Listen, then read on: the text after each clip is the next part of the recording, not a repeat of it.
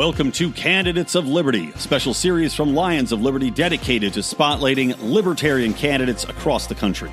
If you enjoy our work, please consider supporting us on Patreon at patreon.com/Lions of Liberty. Hey everybody, it is Brian McWilliams. Welcome to Candidates of Liberty episode number 7. And I do want to emphasize episode number 7 because you're going to hear me say that this is episode number 6 during our interview. And I don't want to awkwardly go through and replace every time that I said it wrong because we had a little confusion as far as which episode was publishing when during the interview, or else it would get that awkward thing when I'm in the middle of the conversation and then you just hear 7 inserted there randomly.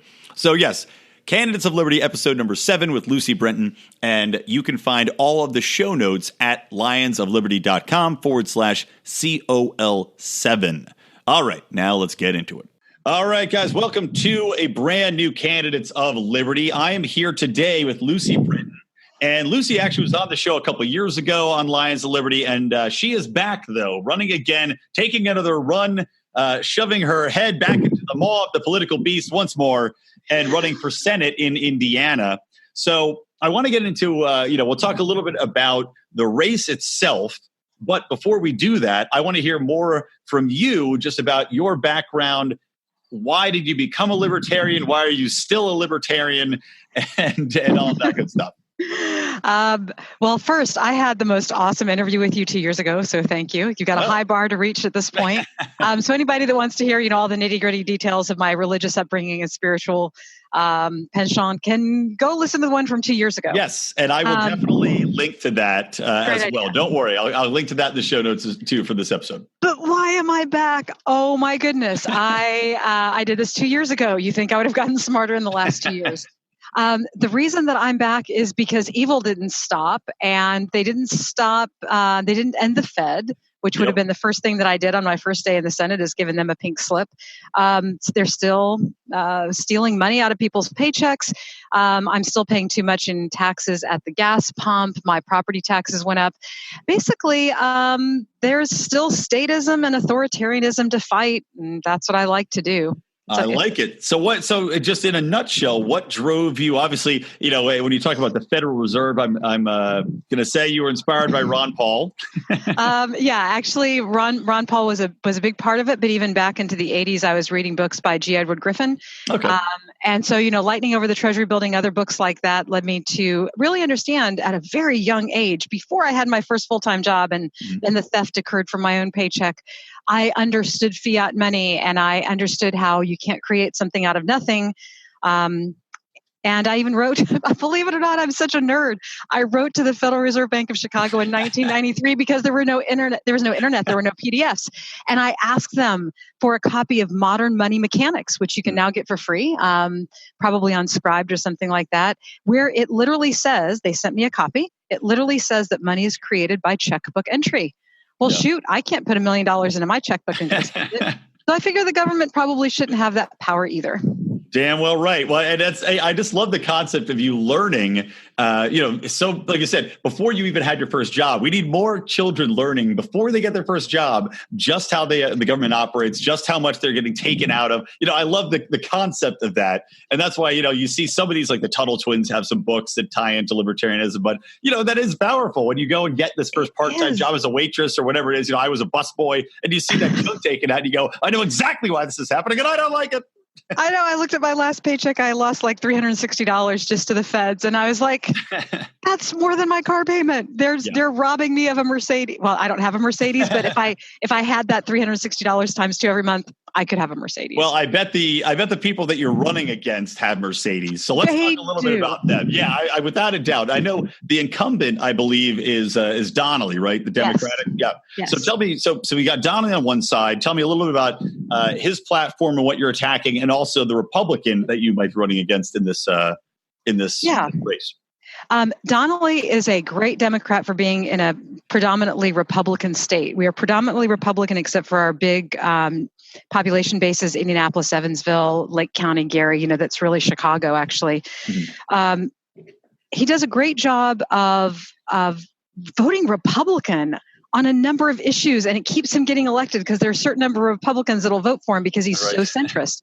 But where I attack him is on the basic issues of statism, right? He hasn't stopped civil asset forfeiture in any form. He hasn't advocated for the full legalization of marijuana. As a libertarian, right along with our party, which has been advocating this since 1971, since our inception, for equality of marriage. In fact, I take that a step further. My husband and I got married in 1991, and we don't even have a marriage license because we understood that a license is permission to do something which is otherwise illegal, like practicing medicine without a license. And it wasn't illegal for us to decide to get married and have kids. So F the government, I'm not giving you $75. And therefore, we've operated for now 28 years without a marriage license. Well, you know what? After hearing this, Lucy, if you ever get divorced, call me up. I mean, I'm married, but hey, I see a future between us. You know, if there's consenting adults that come to a contract within them, adults being the key term there, and consenting be the other key term with the hashtag Me Too movement, I'll look you up. But the problem is that politicians naturally change their views from year to year. So Donnelly was, against gay marriage before he was for it. Mm-hmm. And he was against the legalization medically only, of course, of marijuana before he was for it. So, he is right along in line with what I see as the big evil, which is not giving people sovereign control over their own bodies. It's a very simple issue.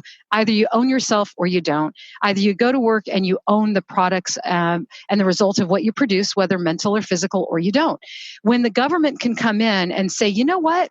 I know you have anxiety. I know you have chronic pain, but we don't want you to go from being unhappy to happy, from anxious to content, from sad to happy. And we have such a vested interest and control over you that we literally have the right to determine what substances go into your body in order to change your very state. So for me, it's chocolate. I do like 90 to 95% dark chocolate.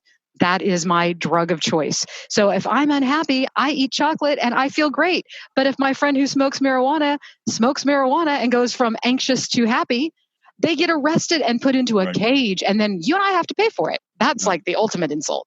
Well, now, so it's interesting. You can attack it's good you can attack the Democrat from that side of things.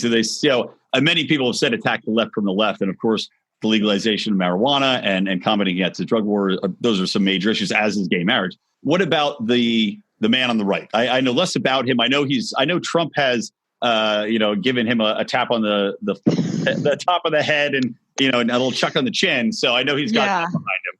And I was watching an interview actually with the Indianapolis Star, which did mention you, and as did a CNBC article. I was happy to see that because at least you're not getting completely ignored. And I know you said you're polling around 8%. Hopefully we continue to see that go up. But I did see that some of the people were talking about how in Indiana, they had voted for Trump. So that does weigh into the election cycle, I'm sure. Well, the crazy thing about our Republican primaries is that Mike Braun, the man who won, was the Trumpiest of the trumpeters. and he agreed enthusiastically to perform fellatio on Trump better than any other Republican in the room. And he spent millions of his own money. His net worth is somewhere between $60 and $90 million. And he owns thousands of acres in southern Indiana and all this trucking and manufacturing and all that. So a lot of people really feel that he came in and spent his own money in order to win the Republican primary. An interesting note, he's from a predominantly Democratic county. So he was very soundly criticized for having voted in the Democratic primaries for years and years, and then turning around and suddenly seeing the light and becoming a Republican, yet claiming he was Republican all the way along. So, the question with, and I mentioned this 2 years ago, Tweedledee and Tweedledummer, who do you want to be more authoritarian, from a right authoritarian or a left authoritarian? Do you want them controlling your money or your body? Do you want them deciding that what you do in the bedroom versus just simply stealing your money, giving it to somebody else? I mean, those are really two sides of the same coin. So, Mike Braun plays up, the Republican values and all that kind of crap. But really, there are no Republican values left.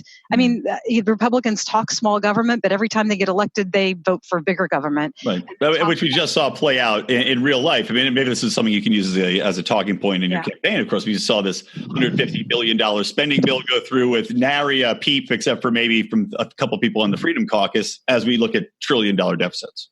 That's really crazy. And with that, Alexandria Ocasio-Cortez, she was just criticized for suggesting $40 trillion in entitlement programs, and she's figured out how to pay for $2 trillion of it. So I guess that's pretty damn good math, isn't it? Especially for a socialist.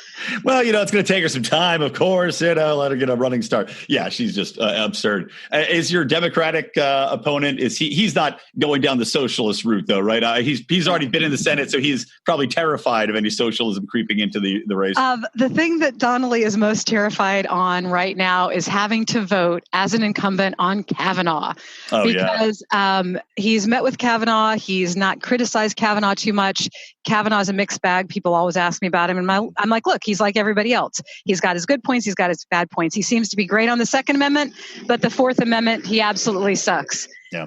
And so, which do you want? Do you want your guns taken away, or do you want them to, come in and just, search and seizure and all that kind of stuff and warrantless searches?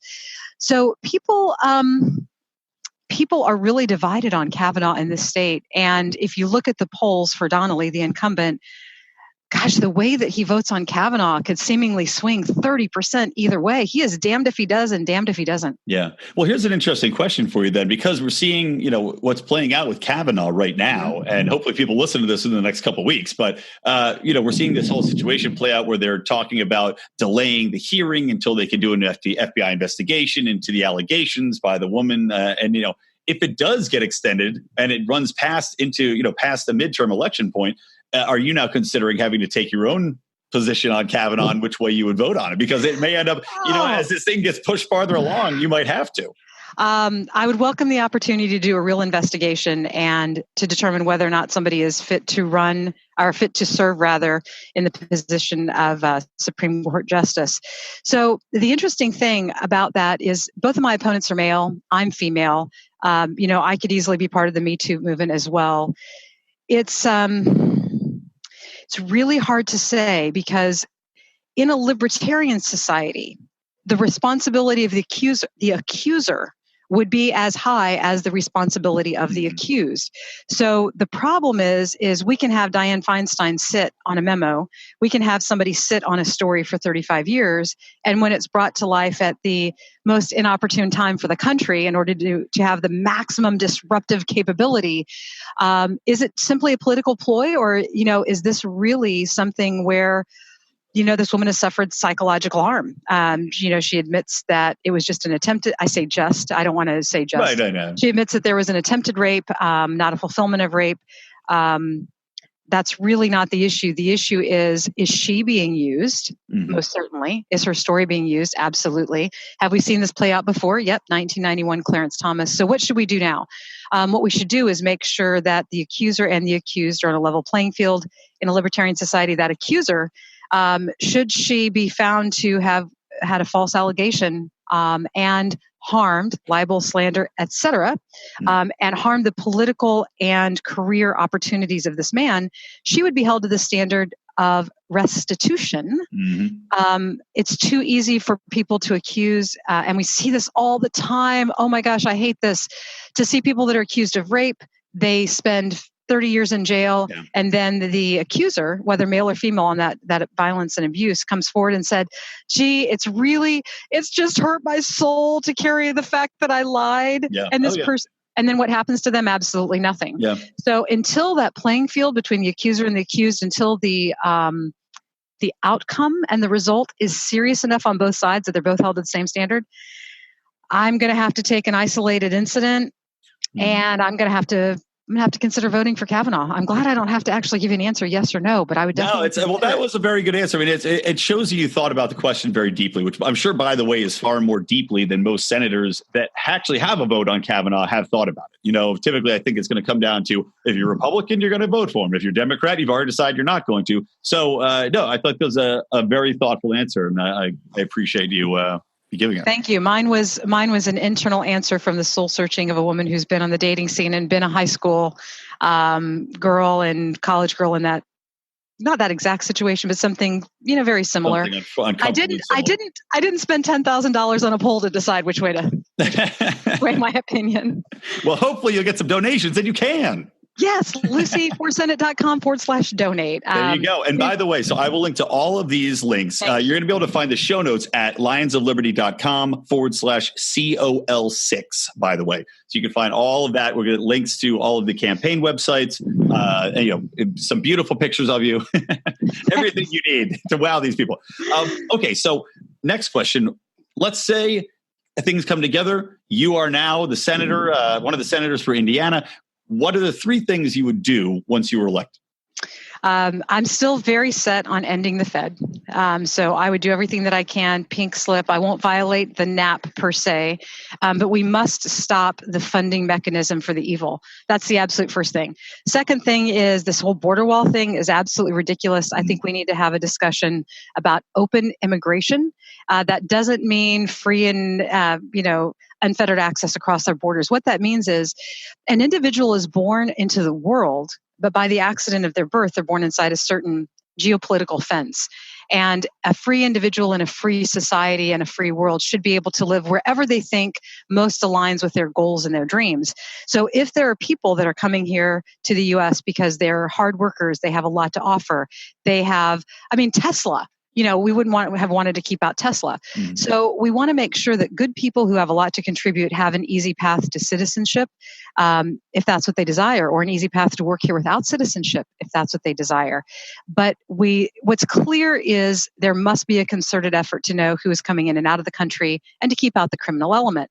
That being said, tag on the war on drugs. Mm-hmm. The war on drugs is obviously a wonderful way to fund black box operations. The CIA has used the war on drugs as a way to launder money, to sell arms to the very people who are turning around and turning those arms and those weapons against our sons and daughters and husbands and wives serving in the military.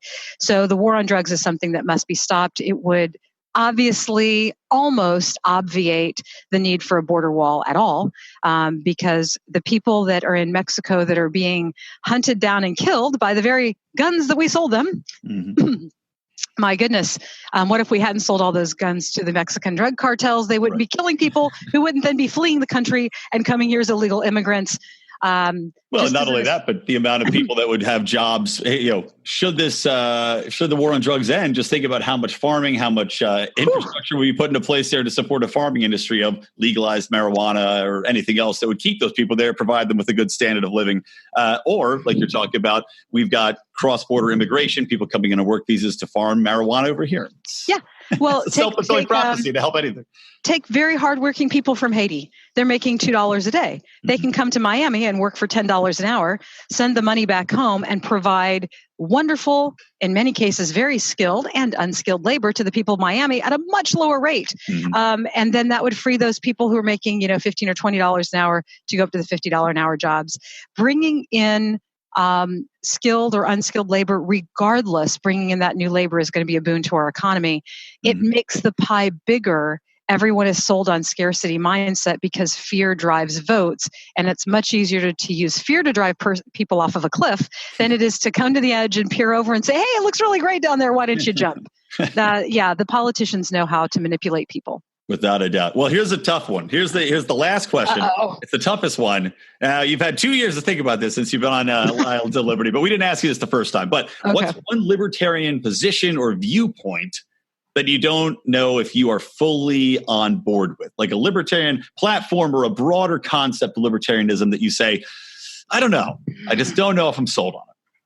I've got to go with the schism that is in just about every political philosophy, and that is abortion.